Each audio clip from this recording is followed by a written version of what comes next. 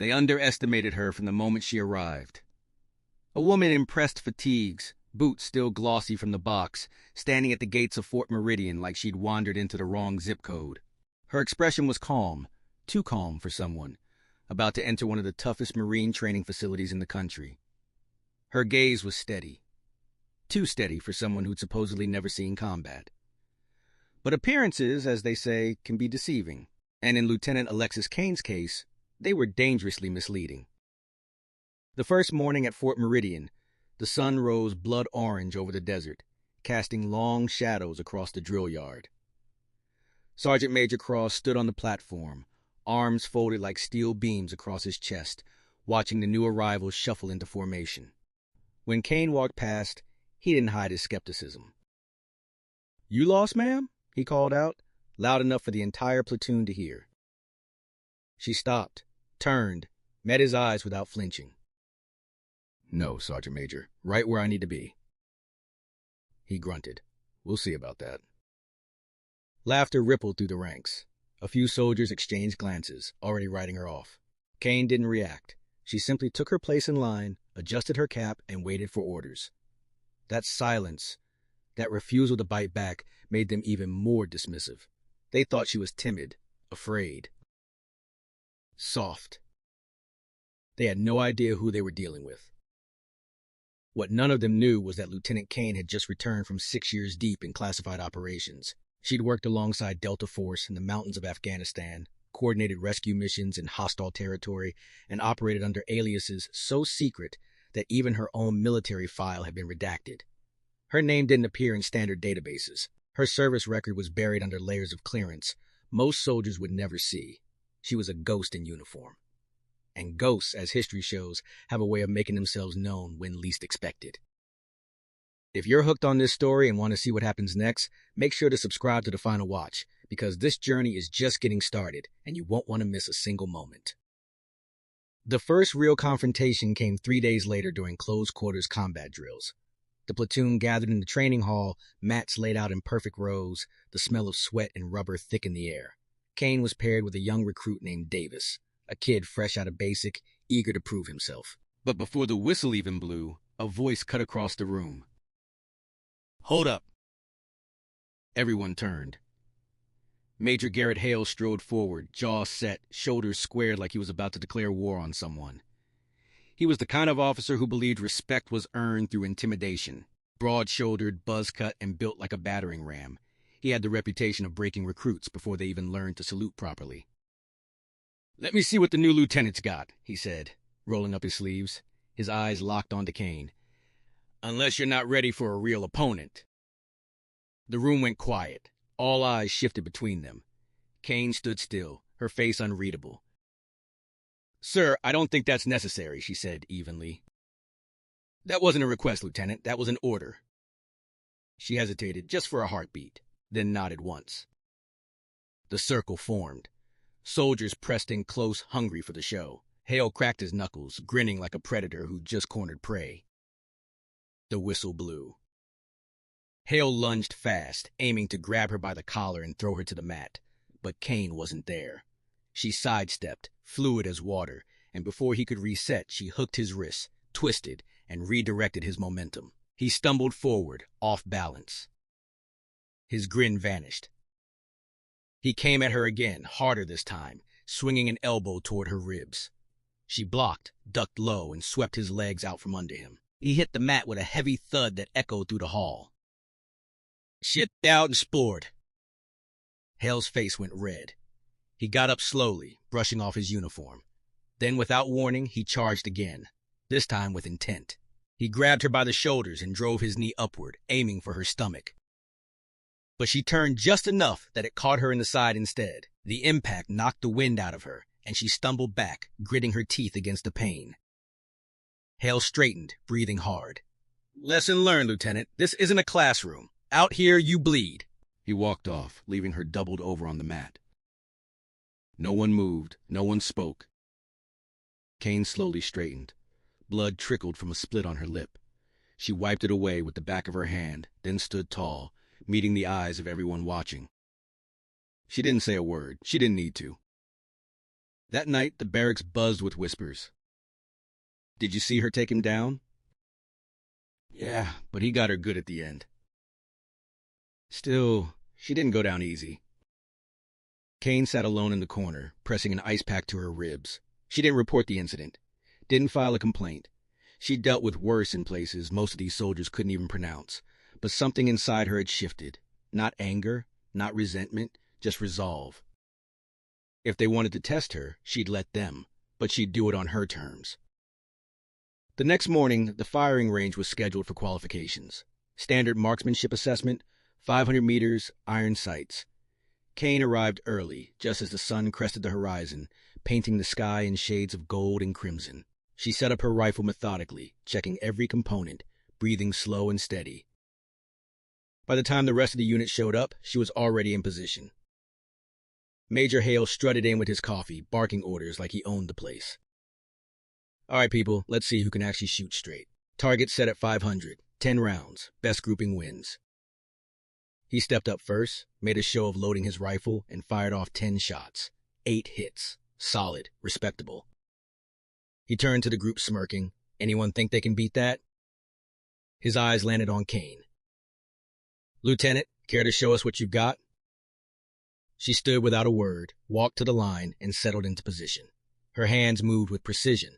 No wasted motion, no hesitation. She controlled her breathing, slowed her heart rate, and squeezed the trigger. 10 shots, 10 hits, all within a 2-inch grouping. The range officer stared at the target screen, then looked up, wide-eyed. Sir, that's a perfect cluster, all bullseyes. The murmurs started immediately. No way. She's a machine. Did you see her breathing? Didn't even flinch. Hale's smirk disappeared. His jaw tightened. Kane stood, unloaded her weapon, and walked off without looking back. That evening, the whispers turned into something more. Soldiers who dismissed her started asking questions. Where did she train? What unit was she with before? Why was her record so thin? But Kane didn't answer. She kept to herself, ate alone, and focused on the work. Hale, however, wasn't done. His pride had been bruised twice now, and men like him don't forget. The following week, he scheduled a live tactical exercise, urban warfare simulation with air coordination. Normally, officers observe from the command post, but Hale insisted on joining the field team. Let's see if the sharpshooter can handle real chaos, he muttered to his second-in-command. The mission brief was simple. Clear a mock village, secure the objective, extract under fire. Kane studied the map carefully, noting choke points and potential ambush zones. But when they deployed, Hale overrode her recommendations on comms. All units, push through the main road, fast and aggressive. Kane's voice came through calm but firm. Sir, that's a kill zone. We should flank through the western alley. I didn't ask for your opinion, Lieutenant. Move. The team pushed forward. Within seconds, simulated gunfire erupted from rooftops and windows. Paint rounds splattered across half the squad. Contact! We're pinned! Kane immediately took cover, scanning for exits. She saw the problem. Hale had walked them into a crossfire. She keyed her radio. All units, fall back to secondary position. Cover and move now. Her voice cut through the chaos, clear and commanding. The soldiers responded instinctively, trusting her tone even if they didn't fully trust her yet. Within minutes, the team regrouped, repositioned, and completed the objective with minimal simulated casualties. When they returned to base, the after-action review was brutal. A senior officer, Colonel Reeves, had been monitoring the exercise. He was a legend in the special operations community, with decades of combat experience and a reputation for fairness that bordered on ruthless. He waited until everyone assembled, then turned to Hale. Major, explain to me why you ignored tactical advice from your second-in-command and walked your team into an ambush. Hale stiffened. Sir, I made a judgment call based on ego, Reeves interrupted, and it got half your team killed. In a real scenario, you'd be writing letters to their families right now. The room was silent. Reeves turned to Kane. Lieutenant, you pulled them out. Good work. She nodded once. Just doing my job, sir. That's more than some can say. Later that night, Reeves found Kane at the mess hall, sitting alone with a cup of coffee. He sat down across from her without asking. "You didn't report what Hale did during the CQC drill," he said quietly. She looked up, surprised but composed. "No, sir." "Why not?" "Didn't seem worth it." Reeves studied her. "You trained with SEAL Team 6 in Kandahar, didn't you?" Her eyes flickered. "Just for a moment. That's classified, sir." He smiled faintly. "So is most of your file. But I know people, and I know what it takes to earn their respect." He leaned forward. "Tomorrow, long-range qualification. I want to see what you can really do." The next morning, the range was set at 1,200 meters, extreme distance. Wind flags fluttered in the desert breeze. The entire unit gathered, curiosity overriding skepticism. Kane settled into position, rifle steady, breathing controlled. "Target at 1,200, Reeves called. She adjusted for wind. One shot. Metal ping. Direct hit. "Target at 1,500. Another adjustment. Another shot. Another hit. The murmurs grew louder. Reeves gave one final call. "Target at 2,000 meters. Even Hale looked stunned. That distance was nearly impossible under field conditions. Kane took a long breath, steadied, fired. Real Khmer. Then, ping. Perfect. Hit. The range erupted in disbelief. Reeves stood slowly, walked over to Hale, and said loud enough for everyone to hear. "That's what a Navy SEAL can do, Major, and you just tried to break her." Hale said nothing. His face was pale. Over the following weeks, Kane's reputation spread. Not because she bragged, she never did, but because the soldiers who doubted her now saw the truth. She wasn't just skilled, she was elite. And more than that, she was humble. Hale, to his credit, began to change. He stopped barking as much, started listening more. One evening, Kane found him alone at the range, staring at a target he couldn't hit past 800 meters. "How do you stay that calm?" he asked quietly. She considered the question. "I stopped trying to prove myself to anyone. That's when I started hitting what I aimed at." He nodded slowly. "Guess I needed to learn that the hard way." "Most people do," she replied. But the story didn't end there. 2 weeks later, a formal review board arrived at Fort Meridian. Someone had reported the CQC incident. Hale was under investigation for conduct unbecoming an officer. Reeves called Kane in to testify. She refused. "Sir, I don't want to ruin anyone's career. He's learned his lesson." Reeves frowned. "That's not the point." "With respect, sir, it is to me." He studied her for a long moment, then nodded. "You're better than most of us deserve, Lieutenant." The review board issued a formal reprimand to Hale. Not dismissal, but enough to mark his record permanently. When he received it, he sought Kane out immediately. "You didn't testify," he said, voice low. "Why?" She shrugged. He looked down. "You already learned the lesson. You should have let them throw me out." "Wouldn't have changed what happened," she said, "but maybe it'll change what happens next." And it did. From that day forward, Hale became an advocate for reform. He pushed for stricter safety protocols, accountability in command, and opened specialized training opportunities for women in tactical leadership, something Fort Meridian had never done before.